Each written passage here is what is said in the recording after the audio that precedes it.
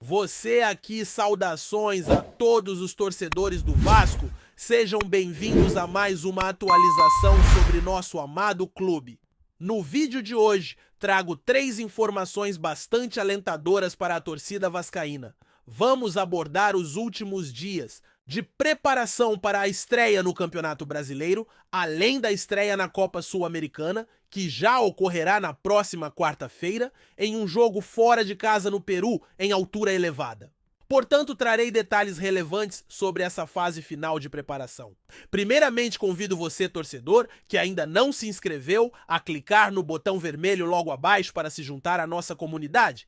Aqui, diariamente, temos vídeos e atualizações para vocês sempre com exclusividade e em primeira mão. Se puder, colabore para que nosso canal continue crescendo. Não se esqueça de deixar seu like no vídeo e compartilhar com outros amigos torcedores espalhados pelo Brasil combinado. Então vamos iniciar o vídeo falando sobre essa fase final, pois restam apenas alguns dias para a estreia do Campeonato Brasileiro. Lembro que o Vasco jogará em casa em São Januário no domingo às 6h30 da noite no horário de Brasília. Ontem chegou até nós uma informação que é boa para o Vasco, mas talvez não tão favorável para o futebol nacional a situação do Neymar. Ele vinha treinando e participando das atividades, normalmente se preparando para o início da competição, mas acabou agravando a lesão que havia sofrido na semana anterior. Parece que em um dos últimos treinos o Neymar voltou a sentir um desconforto muscular, e agora as chances de ele atuar no próximo domingo diminuíram bastante. O Neymar foi reavaliado pela equipe de fisioterapia e aparentemente eles não estão otimistas quanto à sua recuperação a tempo para a estreia da competição jogando em São Januário contra o Vasco. Portanto, essa é uma notícia bastante boa, pois significa que o Vasco terá um desfalque importante do outro lado. Sem dúvida, Neymar continua sendo um dos principais jogadores do futebol brasileiro e sua presença em campo certamente criaria desafios para a defesa do Vasco. Por outro lado, temos uma excelente notícia: o retorno de um jogador após 7 meses afastado, se recuperando de uma lesão sofrida no ano passado. O meia-atacante Adson está de volta e há possibilidades de que ele consiga uma vaga de titular na equipe, talvez não na estreia, mas nas primeiras rodadas do Campeonato Brasileiro. Adson vem treinando muito bem e tem deixado uma ótima impressão. Na comissão técnica, que está bastante satisfeita com sua condição física e o aumento de massa muscular que ele conquistou nesse período. Parece que ele não apenas se dedicou aos treinos do clube, mas também fez um trabalho externo, contando com a assistência de um profissional capacitado para ajudá-lo a retornar em ótima forma. Essa é uma notícia encorajadora e espero que ele volte a ser o mesmo Adson, que em momentos-chave do Campeonato Brasileiro da temporada passada foi uma peça fundamental no meio de campo do clube. Com Adson retornando e outros jogadores se aprimorando, tivemos a oportunidade de ver um vídeo recentemente. Estamos presenciando o retorno de um atleta que, na minha opinião, foi uma das principais alternativas no meio de campo da equipe na última edição do torneio mais importante do país. Recentemente pudemos ver um vídeo de um treino onde 2 jogadores se mostraram muito ativos, evidenciando que estão plenamente envolvidos nas atividades. Contudo, um deles parece ter se afastado um pouco e não deverá estar disponível para o início do torneio. Em contrapartida, outro jogador já voltou a treinar e está participando das atividades, e agora cabe ao técnico decidir a formação da equipe para a partida que ocorrerá no próximo domingo. De acordo com informações que conseguimos obter a escalação, não deve ter muitas mudanças com um goleiro sob a meta, um defensor na lateral direita e outro na lateral esquerda. A dupla de zaga deverá contar com um atleta que finalmente terá a oportunidade de atuar como titular ao lado de um colega. No meio de campo, estará presente mais um jogador com potencial para a presença de até 3 atletas adicionais, enquanto na linha de ataque contarão com 2 atacantes, ou alternativamente, um terceiro que vem se destacando nos treinos. Porém, se o atleta estiver em boa forma, ele deve reassumir sua posição. Na frente, outros 2 jogadores completarão a escalação. Essa parece ser a escolha que o treinador deve optar. É relevante destacar que, apesar dos últimos resultados da equipe com algumas derrotas no torneio estadual, mantenho minha confiança. Estou convicto de que esse período de trabalho árduo e as alterações realizadas pelo técnico podem e devem resultar em um bom desempenho na estreia do torneio nacional. Um início positivo poderá trazer motivação e confiança para as etapas seguintes. Mudando de assunto agora, é hora de discutir outro tema que está quase resolvido: a saída de um jogador que foi contratado no ano anterior e teve um custo significativo. Ele chegou ao clube por cerca de 10 milhões de reais vindo do futebol português e agora sua transferência está se concretizando. Vamos abordar um novo acordo que o clube está prestes a finalizar, envolvendo a saída desse jogador que foi adquirido no ano passado e teve um valor considerável. O atleta custou aproximadamente 10 milhões de reais quando foi trazido do futebol de Portugal e, aparentemente, o clube está encaminhando seu empréstimo para uma equipe canadense. Esse empréstimo se estenderá até o final do ano e inclui uma opção de compra caso ele se destaque e cumpra algumas metas estabelecidas no contrato, como jogos como titular, assistências e gols. Infelizmente, a passagem desse jogador pelo clube não foi bem sucedida e tudo indica que ele já está se preparando para deixar a equipe de forma rápida e sem ter se destacado durante sua trajetória. Agora, avançando, vamos discutir outros assuntos relevantes trazendo informações frescas. Portanto, permaneçam atentos, pois temos atualizações a caminho. Vamos conversar sobre as últimas notícias do nosso amado time. Existem várias novidades e uma delas deve influenciar nosso desempenho no torneio nacional, especialmente na partida de abertura contra um adversário que ocorrerá em seu estádio. Essa é uma notícia recente que iremos explorar mais adiante. Mas antes disso, vamos abordar um tema que a torcida já debate há algum tempo, que é a reforma do estádio. Acredito que a diretoria precise refletir sobre isso, pois a promessa de reforma não foi cumprida. E agora nos encontramos nessa expectativa. Desde dezembro do ano de 2023, o tema da reformulação de São Januário tem gerado amplas discussões. Essa situação parece simbolizar uma autocrítica necessária por parte da administração, uma vez que não ter cumprido a promessa de realizar a modificação neste ano representa um erro considerável. A expectativa em relação à venda do potencial construtivo está em ascensão e a recente revelação sobre a capacidade do estádio, que poderia abrigar 57 mil torcedores durante os jogos do clube e chegar a 65 mil em eventos musicais, oferece uma nova perspectiva. Com isso, São Januário teria a chance de receber performances, assim como outros grandes estádios do Brasil, como o Engenhão e o Allianz Parque. Surge então a questão sobre se isso poderia afetar negativamente o clube? Existe uma preocupação relacionada ao que a equipe poderia perder no aspecto esportivo por não contar com o estádio e de que forma isso poderia impactar a qualidade do gramado. A possibilidade de São Januário ser palco de shows após a reforma merece, sem dúvida, uma análise cuidadosa. Inicialmente, a ideia de realizar shows em São Januário provocou certo espanto, já que esse assunto não era amplamente discutido anteriormente. A gestão desse aspecto é um ponto que requer atenção.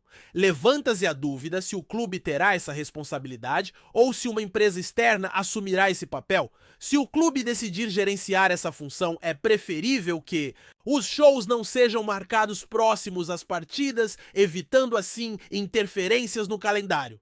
Se a administração ficar a cargo de outra empresa, a situação pode se tornar mais complicada, aumentando o risco de conflitos de programação, embora as habilidades dos dirigentes brasileiros nunca devam ser subestimadas.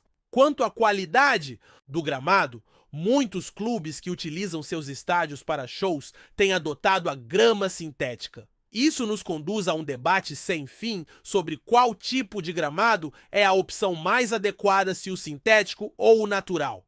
A questão da qualidade do gramado é um assunto frequente. Atualmente, diversos clubes têm adaptado seus estádios para receber apresentações musicais, resultando na escolha de grama sintética. Surge assim a constante discussão sobre qual tipo de gramado é melhor, o sintético ou o natural.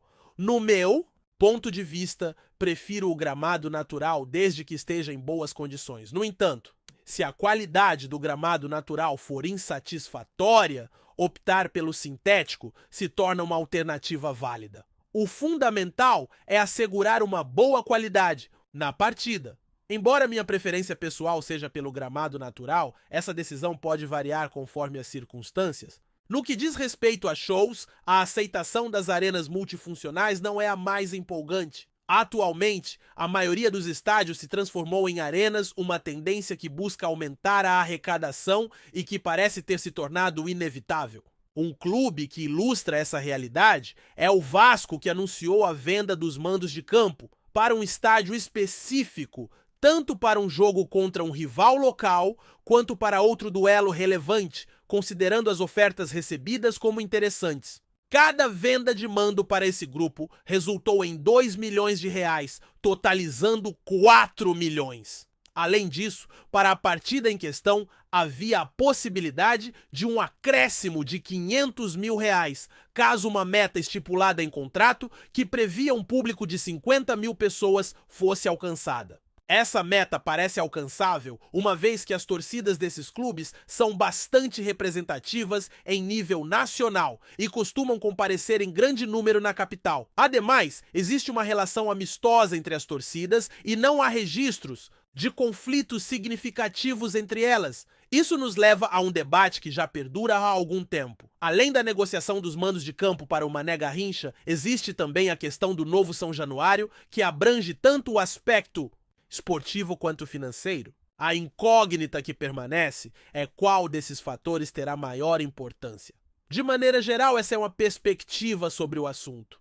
E seria interessante captar a visão de quem está acompanhando, especialmente em relação à transferência dos mandos de campo, tanto dos confrontos com o Botafogo, quanto do Palmeiras no Campeonato Brasileiro. Além disso, há a questão dos eventos musicais junto à gestão do Vasco nesta nova arena, o São Januário, e como isso se ajustará aos jogos. O ideal seria que isso fosse satisfatório para todos, desde que não haja sobreposição de datas. Por exemplo, no Allianz Parque já enfrentamos um desgaste considerável, particularmente em relação a W Torre, que colaborou na obra, mas o foco deveria ser em um estádio voltado exclusivamente para o futebol. Muitas vezes o Palmeiras é forçado a atuar na Arena Barueri devido a eventos previamente agendados, o que gera conflitos de interesse em certas situações. Agora, abordando a arbitragem, que é um assunto pouco apreciado. Penso que qualquer árbitro designado pela CBF apresentaria um resultado parecido, pois o nível da arbitragem no Brasil tende a ser bastante homogêneo, e isso de maneira negativa. O árbitro escolhido para o encontro contra o Santos foi Rafael Klein. Existe alguma observação a respeito disso? Quando falamos de arbitragem, é um tema que gera muitas discussões. É complicado contar nos dedos os bons árbitros disponíveis, atualmente no Brasil, visto que a maioria é percebida como sem a devida qualificação. O debate sobre a profissionalização dos árbitros é incessante. Não sou um grande entusiasta de Klein, na verdade, creio que há alternativas mais competentes, mas de qualquer forma, pouco pode ser feito. O que podemos fazer é esperar que ele, assim como os demais árbitros, tome as melhores decisões e não se transforme no centro das atenções ofuscando as equipes em campo.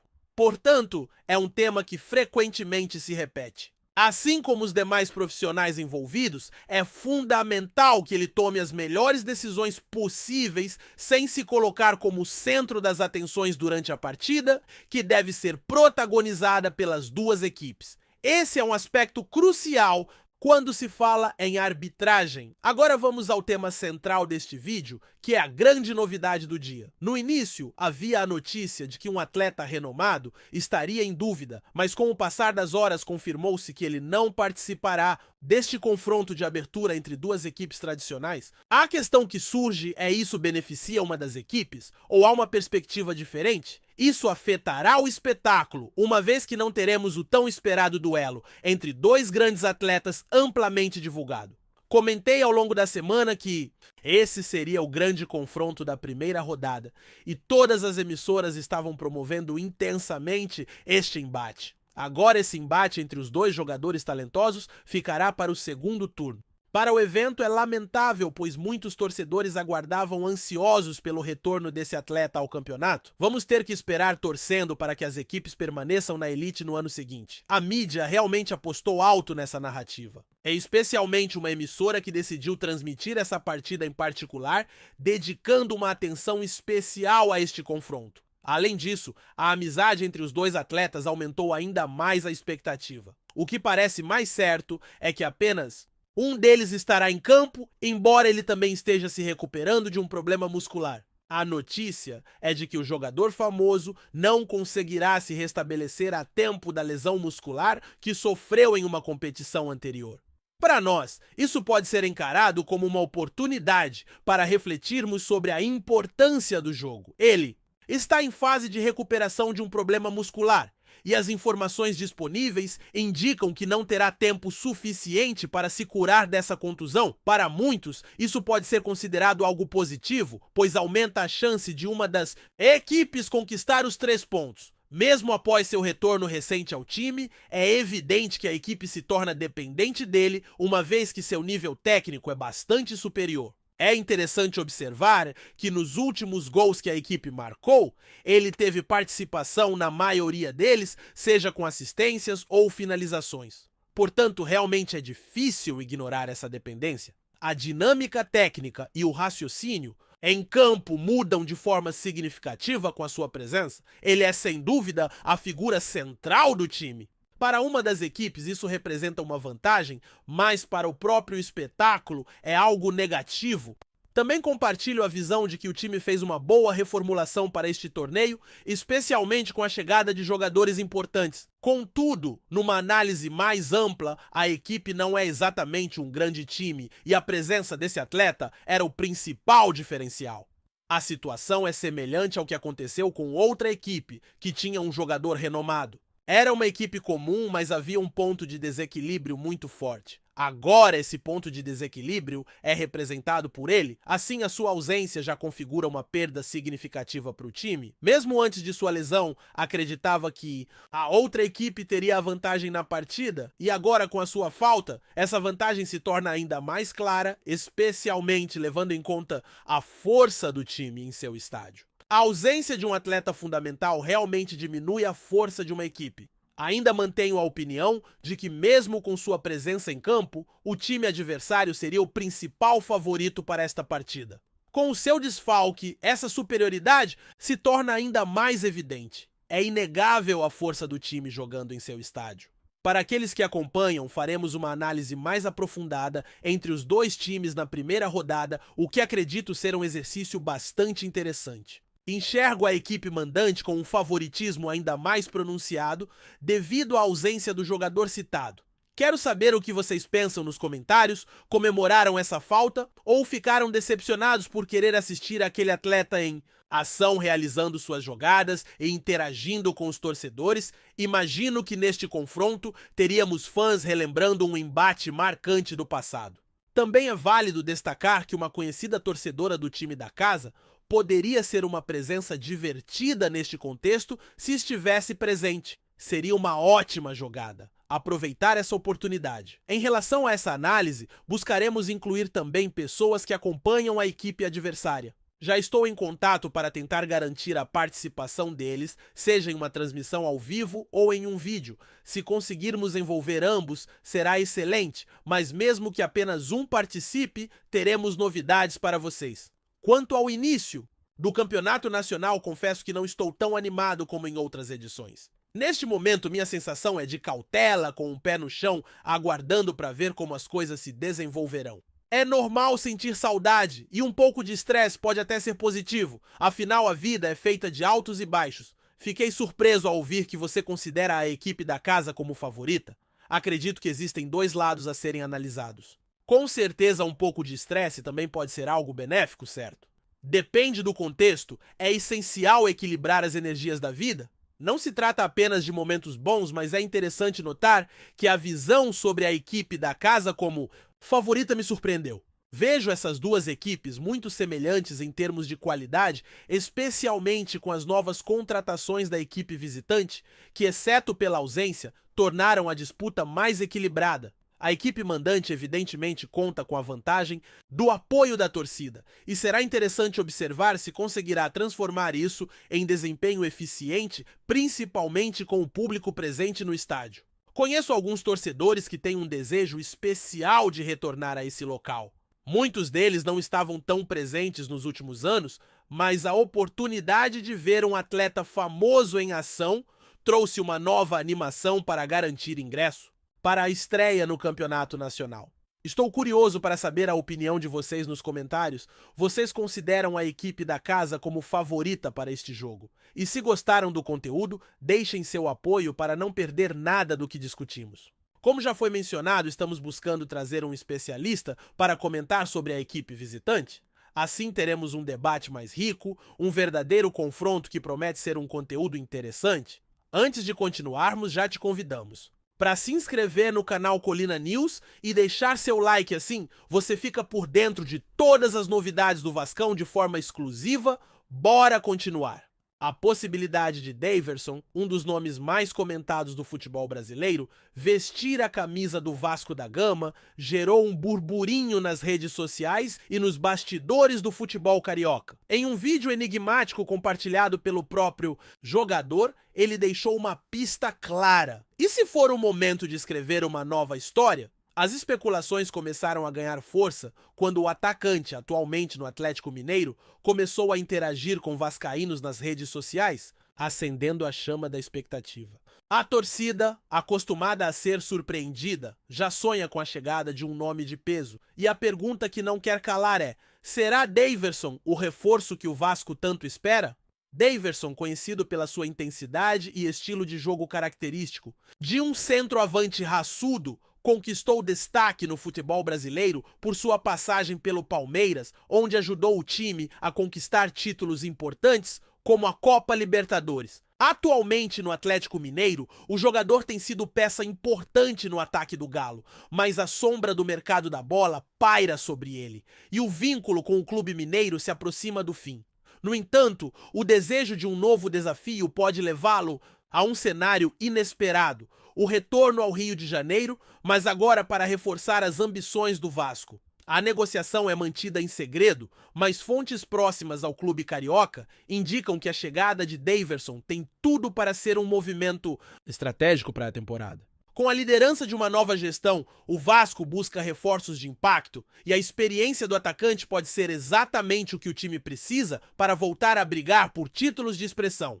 Além disso, a presença de Daverson no ataque poderia ser o elemento de fogo que faltava para uma temporada mais competitiva, especialmente no contexto de um campeonato brasileiro sempre imprevisível. A interação de Daverson nas redes sociais, provocando até comentaristas como Neto e Roger Flores, após a eliminação do Vasco na Copa do Brasil, levantou ainda mais a especulação de sua ida para o clube carioca. O atacante sempre teve uma postura irreverente e destemida, e muitos acreditam que essa personalidade é exatamente o que o time precisa para se distanciar da mediocridade e almejar novos horizontes. O Vasco, que sempre teve um vínculo forte com jogadores de garra, poderia encontrar no centroavante um novo líder para sua torcida apaixonada. Agora, o que resta saber é se as negociações avançarão e Daverson se tornará oficialmente o grande reforço do Vasco. O atacante, que já brilhou em clássicos de alto nível, incluindo suas atuações decisivas pela Libertadores com o Atlético Mineiro, tem todos os ingredientes para dar ao time cruzmaltino a agressividade e a presença diária que tanto precisa. A chegada do jogador poderia ser o ponto de virada na temporada de 2025? E a torcida vascaína já sonha com essa história ainda por escrever? A expectativa é grande e o capítulo final pode estar mais próximo do que imaginamos. Trazemos notícias atualizadas do Vasco todos os dias. Inscreva-se no nosso canal e dê um like para continuar recebendo notícias exclusivas. Compartilhe também a sua opinião sobre essa notícia nos comentários. Isso é muito importante para o Vasco da Gama. Até o próximo vídeo.